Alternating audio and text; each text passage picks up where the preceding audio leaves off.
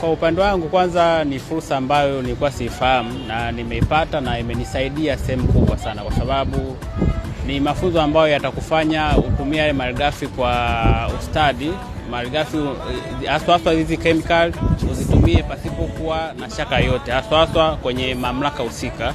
Pia nimepata elimu kubwa haswa kwa wajasiriamali ambao mimi ninawafundisha, hususani wale ambao ni wateja wa kununua hizi bidhaa ndogo ndogo.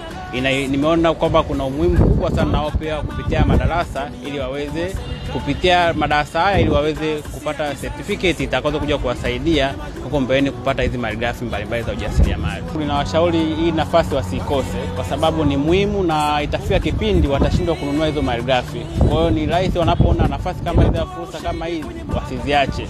Na mimi pia nitaendelea kuwasisitiza wale wote ambao wako nyuma yangu, hasa wanaokutana na mimi kwenye madarasa yangu na kwenye magrupu yangu mbalimbali. Nitaendelea kuwasisitiza hususani kukutana na madarasa namna haya, kwa sababu ni madarasa makubwa na ni madarasa ambayo yatakufanya utengeneze bidhaa zako kwa ubora mzuri. Kwa kweli nimefurahi sana, kwa sababu nilikuwa nanunua kemikali kwa watu wenye maduka na nini, nanunua natumia tu, lakini leo nimejua jinsi ya kutunza na nimejua jinsi ya kutumia kwa usahihi. Hata nikitengeneza zile product zangu, nitengeneze basi angalau ka shift kadogo kwa ajili ya kuziweka vizuri, ili nisiweke ovyo kama nilivyokuwa tunaweka.